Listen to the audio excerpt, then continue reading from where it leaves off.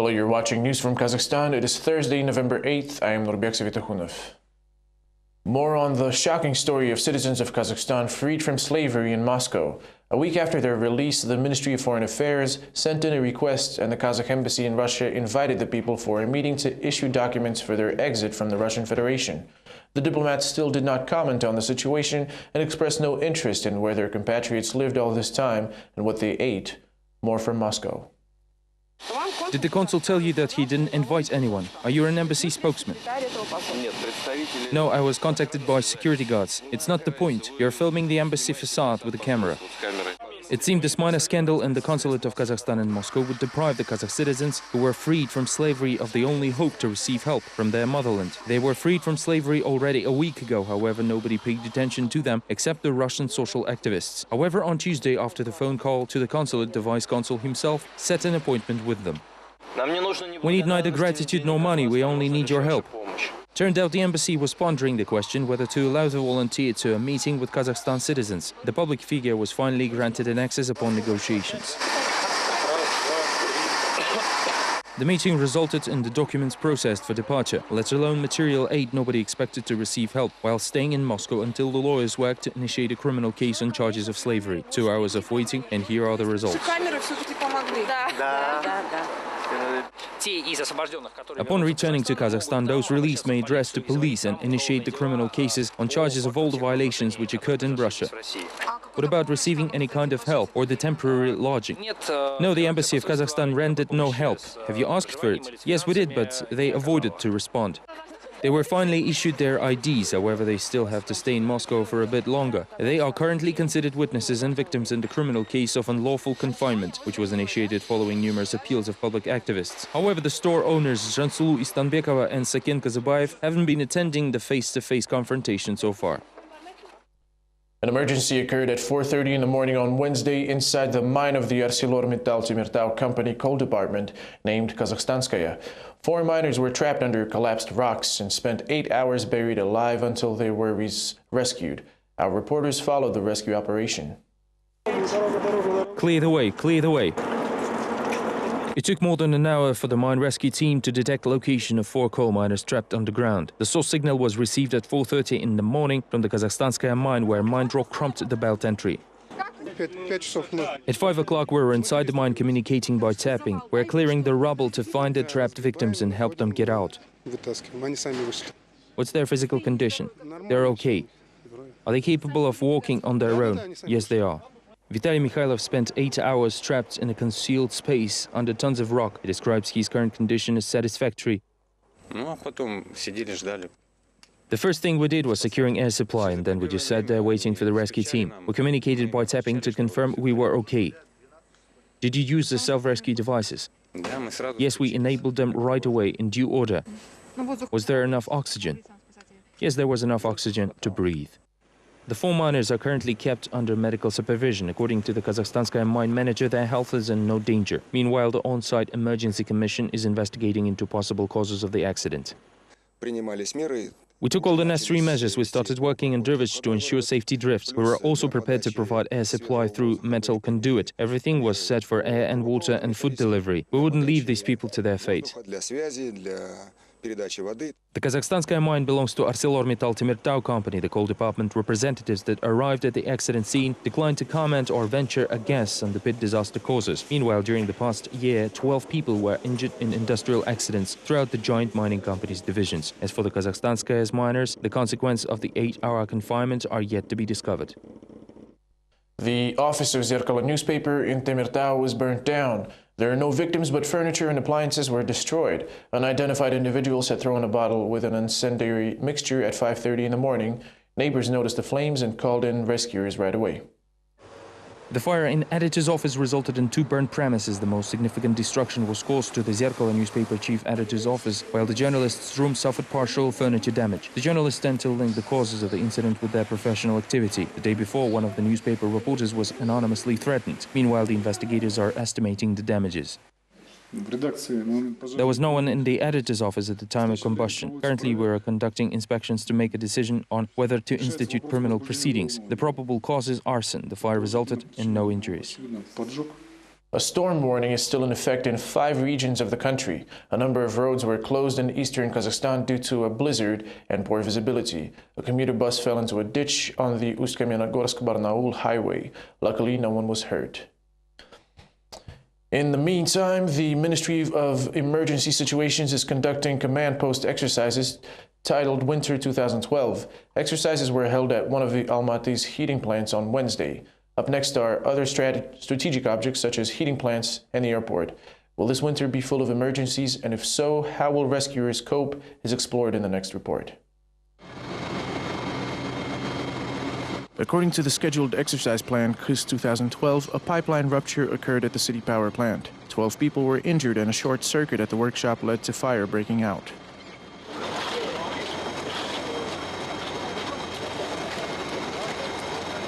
The staff personnel from the plant is also involved in the training exercise. They split up into teams and were zealously completing tasks set before them. For instance, 2 young women from the medical service were trying to dress a wound.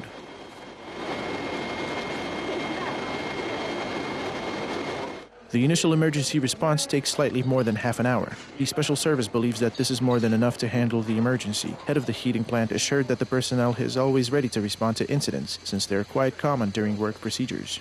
Most of what you have seen now and even more are common during our work procedures. All our staff goes through instructions and technical training. They have shown that they know what they're doing.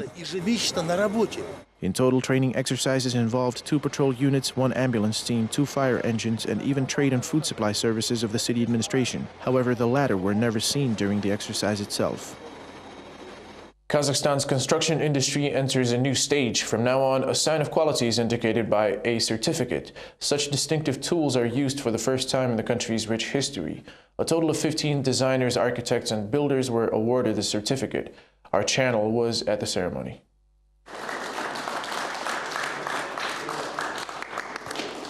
This certificate hereby guarantees the qualification of construction workers, designers and architects of Kazakhstan. There were 15 documents of such kind issued on Wednesday. The expert council, represented by the independent certification agency, has determined the best.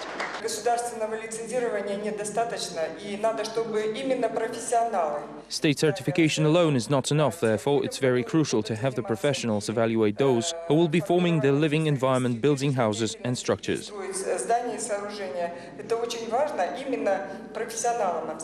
The certification process is underway. A month from now, a few more individuals will be certified. The organizers hope that it will raise the quality of country's construction sector.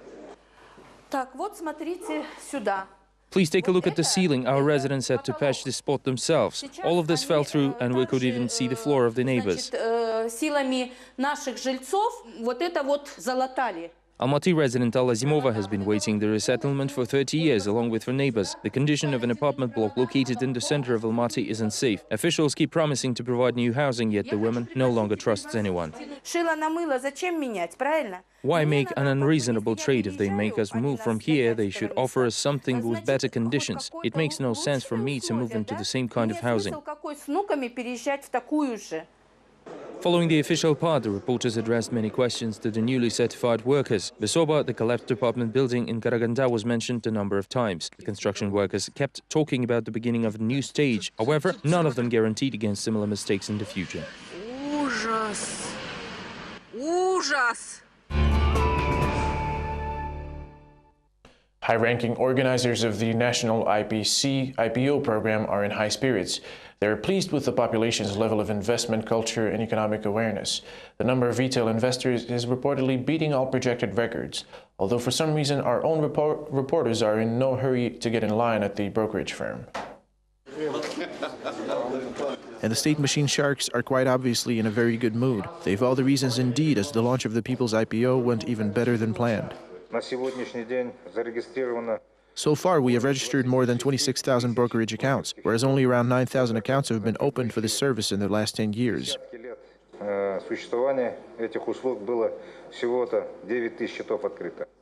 Everything was absolutely different under the Soviet regime, when the whole stock market consisted of treasury bonds. Pensioner Irina Savastina says that the state used to make offers impossible to refuse.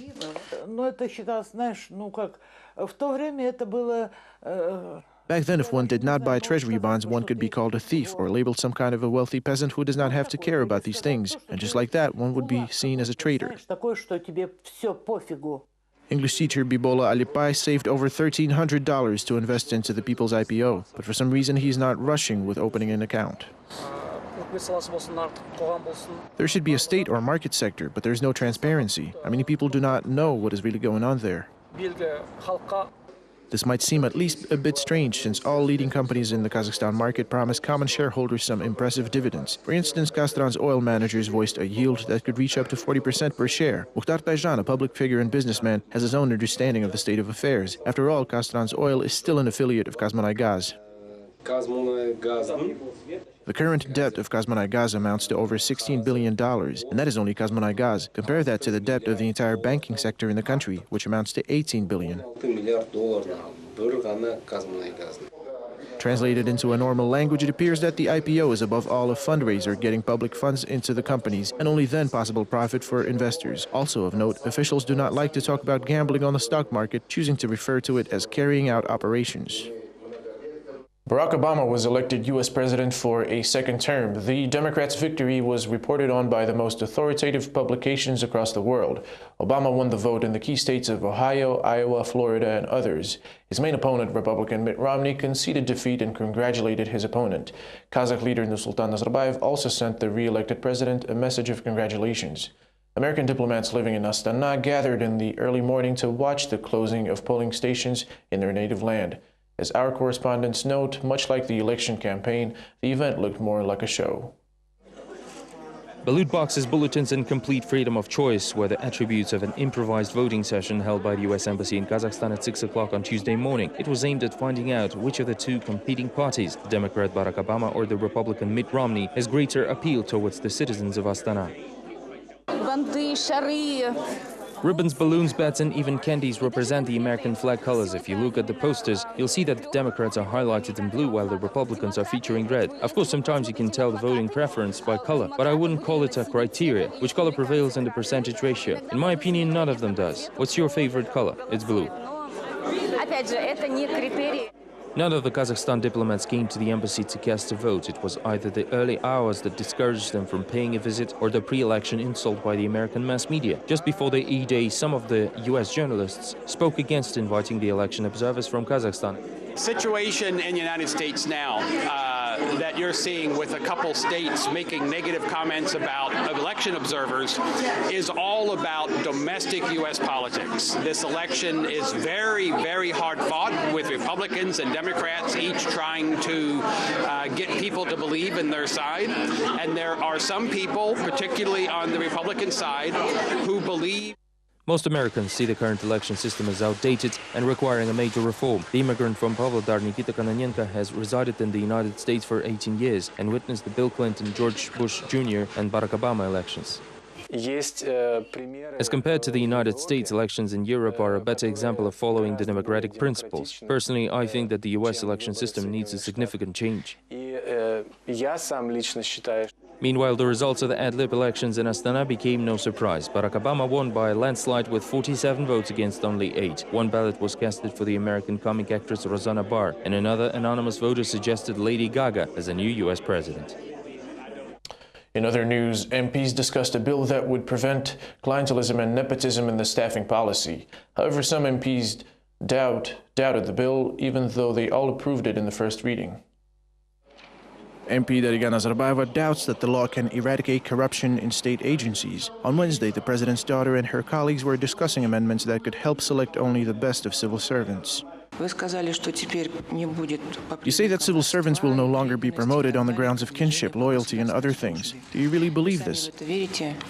Head of the agency reminded the president's daughter that it was her father who insisted on developing new regulations. Dear Dariga, I do believe these cases will drop significantly.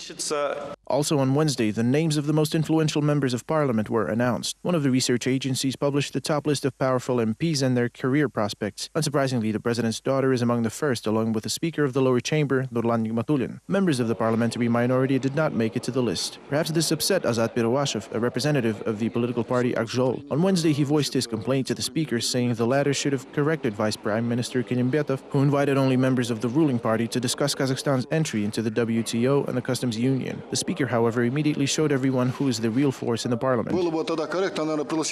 I wonder why members of other parties were not invited. It looks as if some parties have a privileged position in the parliament. Is this a parliamentary inquiry? As for your complaint, I repeat, if some parties are working more actively with the government, others should only follow suit instead of complaining about Deputy Prime Minister's plans. After a few standard phrases, MPs passed the bill in the first reading. It is worth noting that the document includes one of the most popular and discussed topics of late, that of the work ethic. November 7th was a holiday during the Soviet times, but now people do not even remember it. Only communists visit Lenin's monument and organize small campaigns. Details next. The son of the legendary Bolshevik, Alipy Jangildin celebrates a double holiday. The communist with half a century of Soviet experience officially received a ticket invitation to the Communist Party of Kazakhstan on Wednesday. Gennady Jangildin still remembers the Bolshevik drills by heart.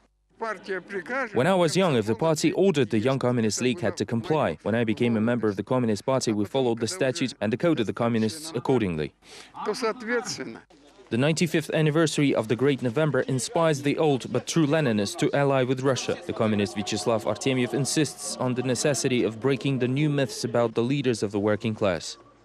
The fact that myths are presented in a very plausible manner makes it difficult to fight them. Therefore, this is a very serious issue.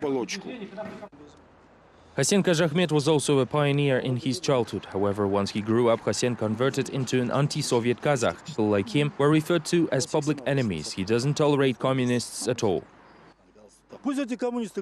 Why don't they ally with China, since it has communist government? Instead, they want to ally with Russia, even though it's not a communist country. Why are they so attracted to Russia? That's how confused they are. Moreover, these people are allowed to go on the streets and make their own decisions. However, in this particular case, the Soviet history seems to be very lucrative for certain individuals. Anything for your money, should you wish to become a pioneer or have a great meal. Here you can buy various merchandising, including tiny flags, caps and ties. We can arrange a pioneer commencement in shortest time. We even have a Soviet-style menu. Yerbol Yerdenov was born on November 7, 1991. He represents the lost Soviet generation, yet he barely shows any interest in Soviet history. Besides, Yerden's birthday is rather his personal tragedy than a celebration. I've lost my mother on the day I was born. Moreover, nobody told me about communism. I was raised by my grandmother, and my main objective is to become somebody. I want to invest into a decent future by working now, because I'm on my own. That's how Almaty residents celebrated the October Revolution or the coup. Yet one of the main current achievements is that you may easily blame the past, follow the covenants of Lenin, or simply choose to forget about all this history. Another well-known slogan, "Workers of the world unite," failed to become the uniting motto for communists from Semey and Pavlodar. Several people in these cities laid flowers to the monument of a man whose ideas prevailed for dozens of years. Story up next. Maybe it was due to the weather or a small number of loyal Lenin followers left in Semey, but only 3 people made it to the foot of the monument on Wednesday, 2 real communists and 1 sympathizer. They humbly laid flowers at the monument to the revolution leader and proceeded to reminisce about the old days filled with parades, red carnations, and numerous official speeches. The October Revolution changed the whole social makeup of the entire world. Therefore, it had become the driving force of the national liberation movements in other countries. That is why it has international and historical significance. In Pavlodar, the celebration was also quite modest. Local communists marked the event with no banners and slogans. We're not saying anything, not calling for anything. We're just walking in silence. As it turned out, the modesty of usually energetic communists has an explanation. The city administration apparently banned them from holding rallies near Lenin's monument, but activists of the People's Communist Party of Kazakhstan still arrived at the Lenin Park and laid flowers there. Only after that they let their feelings go, noting that they have already gotten used to bearing no resentment to the current government. That's fine. Everything is clear. There is a struggle between capitalists and the proletariat. Nowadays, capitalists are in power. Why would they allow us to take part in some rallies? Of course they shouldn't. They fought against us. They still do. And they will keep on fighting. But we took the punch, we remain strong, and will always stay strong. It seems that not only the world has been divided, the most solid party in Kazakhstan has also split in 2. On Wednesday, only members of the People's Communist Party came to Lenin's monument. Representatives of the Communist Party of Kazakhstan chose to ignore the holiday for some reason. Finally, the Union of Writers announced a contest among poets on the eve of December 1st, the day of the first president. The main prize will be around $6,500. Applications are accepted from November 20th. The idea of praising the national leader in verse split the poetry community in 2. Find out more next. Yerbol Janaz is 23 years old. He has been writing poems since his teenage years. The poet came to the city branch of the Writers' Union to learn about the results of the latest writing contest. The best poem devoted to the first President Day is awarded a prize of $6,500. It's not an easy thing to participate in the contest because it's too difficult to find the right words to describe our president's achievements. It is as difficult as trying to describe the sun and the moon that we see in the sky. That is a huge responsibility.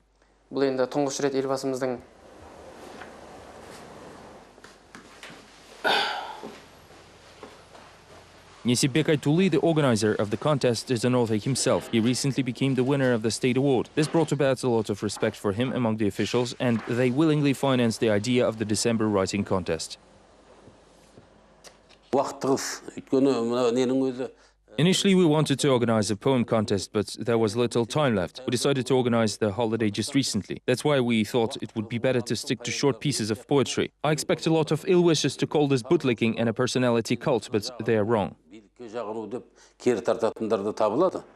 However, an author from Uralsk, Alpamuz Bikturganov, decided not to apply to the poem contest. He disapproves of the contest idea. He says that there are a lot of other themes that can be celebrated in poetry.